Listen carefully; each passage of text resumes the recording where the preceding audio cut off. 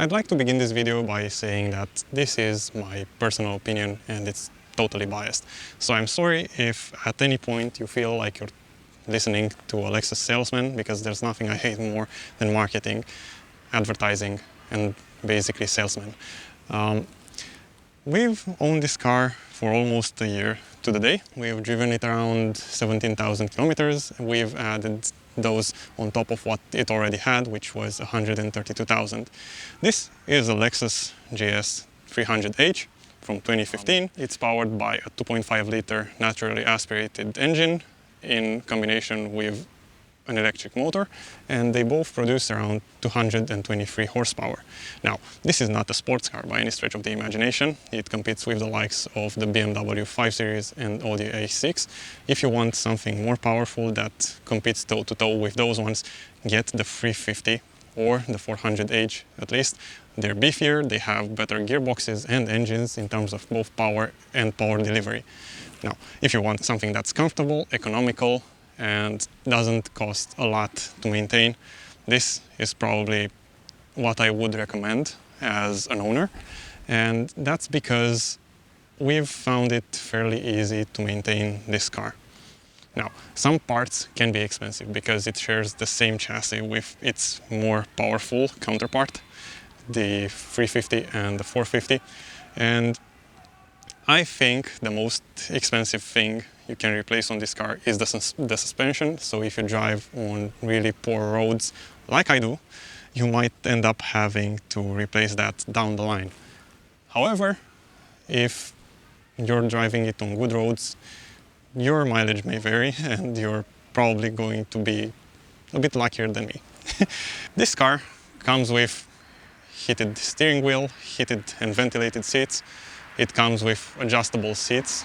They have so many adjustments, I think it's 17, and I never really use all of them. I've basically set my driving position for both the steering wheel, which is electrically controlled, and the seat, and left it like that in the memory.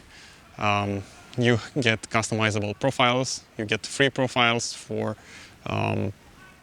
the driver and the passenger, and I think that's nice. You get a heads-up display. You get to choose from economy, normal, or sports plus drive modes.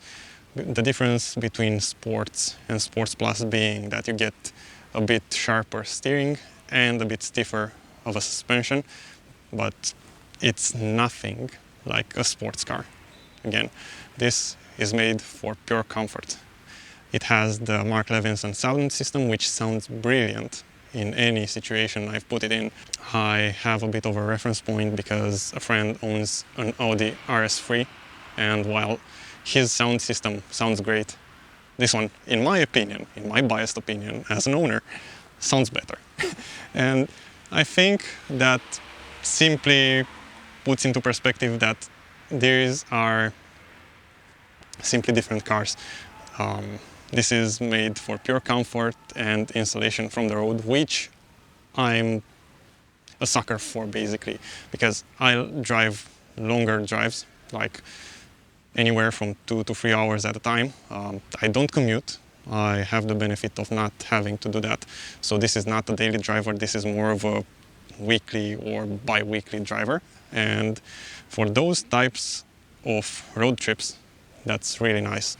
For you to not have to be in a noisy environment for too long, for you to be comfortable when you drive. I really appreciate that sort of thing.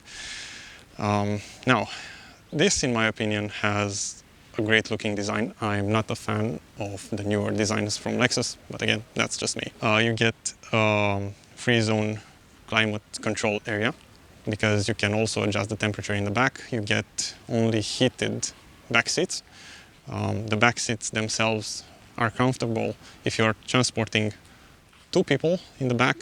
The third one might have a really uncomfortable time in the middle because the transmission tunnel is quite tall, and I think this is in every variant of this car.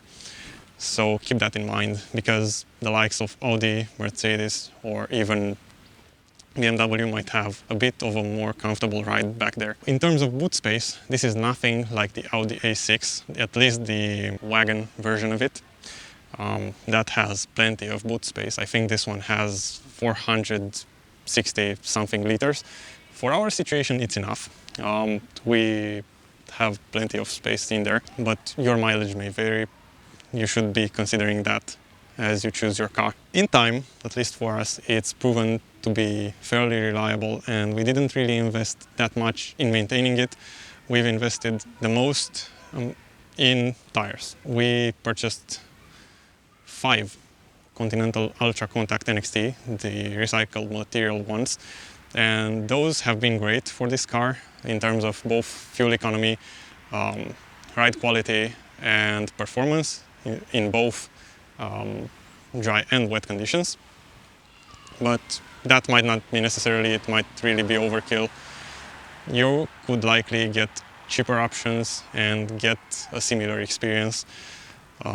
We wanted basically something that's really quiet, and that's what we went for. The maintenance itself cost us around maybe 1,500 euros this year, but that's because we had a really long trip and we decided to do the 150k kilometers maintenance on this one in the dealership, and they found a leaky water pump.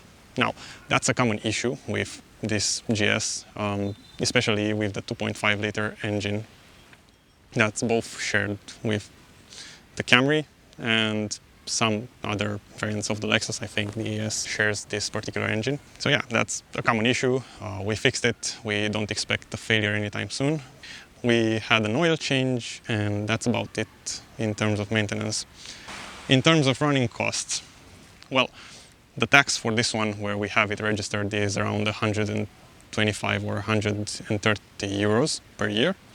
The insurance as a first-time car owner for me was around 530 euros, if I recall correctly. So those are the type of numbers you can expect in the first year if you get unlucky and you have to replace a fairly expensive part. So yeah, that's pretty much it. I think you can get a really good quality one for a fairly good price. Now keep in mind, these are priced maybe at the same level or a bit above the German counterparts from Audi. Like, you could get an A6 with the 3.0 diesel engine. We didn't go for that because we didn't want a diesel. We wanted the hybrid and something that pollutes a bit less. And this is what we ended up going for. And all in all, I don't think either of us regret it. If you do have a difference of opinion, please share it in the comments and be civil about it. I really appreciate the time you've taken to watch this rambling video about it. And if you have any questions about the ownership of this particular car, I'd be more than happy to answer that. And that's about it. Thank you for watching, and I'll see you next time.